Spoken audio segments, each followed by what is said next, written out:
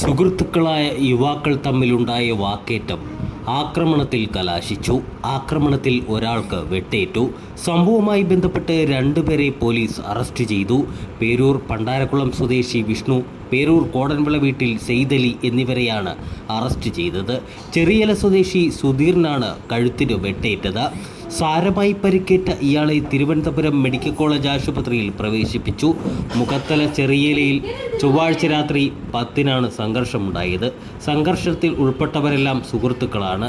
മദ്യപാനത്തെ തുടർന്നുണ്ടായ തർക്കമാണ് സംഘർഷത്തിൽ കലാശിച്ചതെന്നാണ് പോലീസ് പറയുന്നത്. വെട്ടേറ്റ സുധീറിനെ പ്രതികളായ വിഷ്ണുവും സെയ്തലിയും ചേർന്നാണ് ബൈക്കിൽ ആശുപത്രിയിലേക്ക് കൊണ്ടുപോയത്. വെട്ടേറ്റയാളെ പ്രതികൾ തന്നെ ബൈക്കിൽ ആശുപത്രിയിലേക്ക് കൊണ്ടുപോകവേ ബൈക്ക് വഴിയാത്രക്കാരനെ ഇടിച്ചിട്ടു. റോഡിൽ തെറിച്ചു വീണ 4 പേരെയും പിന്നീട് ആംബുലൻസിലാണ് ജില്ലാ ആശുപത്രിയിൽ എത്തിച്ചത്.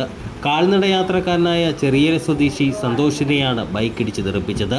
സന്തോഷിൻ്റെ തലയ്ക്കും പരിക്കേറ്റു. കേസിലെ മറ്റൊരു പ്രതി ഷെഫീഖ് ഒളിവിലാണ്.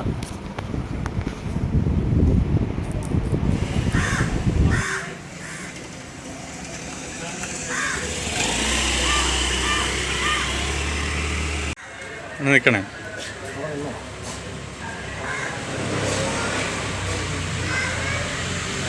മാസ്ക് ഉണ്ടാക്കും.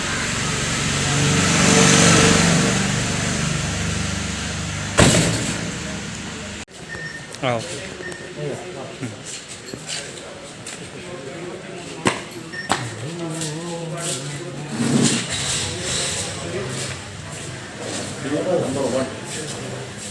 Number 2.